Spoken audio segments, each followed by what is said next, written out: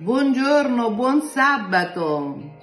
Io sono sempre qui nella mia abitazione, devo dire sono fortunata perché ho un po' di verde, ho un bellissimo forno a legna e allora mi sono detta, ma in questo periodo avevo 3000 prenotazioni per le pastiere, napoletane naturalmente, e il casatiello. Ho detto, ma io non posso abbandonare i miei clienti così. Allora mi sono detta, aprirò questo bellissimo forno a legna, mi preparerò le pastiere e ve le farò consegnare a casa, in teglia. Quindi sarà una specialità unica. O a pastiere, vogliamo parlare della pastiere, che succede in tutte le famiglie.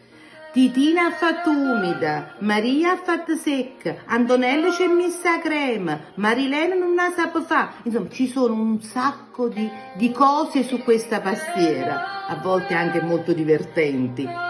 Allora io ho pensato di farvi proprio un super classico, ho una ricetta antica buonissima e poi pensate la pastiera cotta a forno a legna, cioè è una specialità unica. Insieme alla pastiera però preparerò anche i casatielli.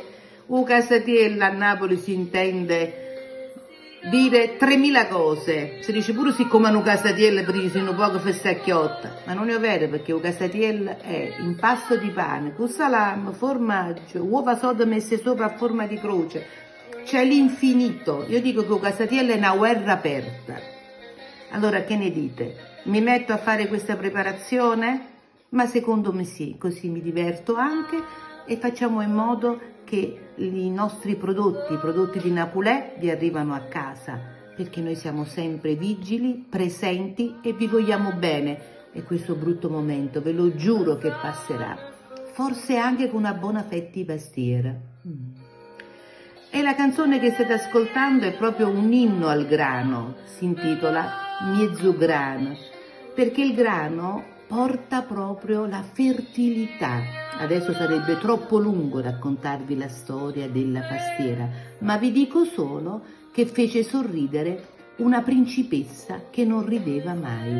E sapete perché? Perché nella pastiera si mette il neroli, che è un estratto di fior d'arancio particolare che fanno solo in Sicilia. E ancora tante storie. Buon sabato a tutti e aspetto le vostre prenotazioni per la mia pastiera e il mio casatiello.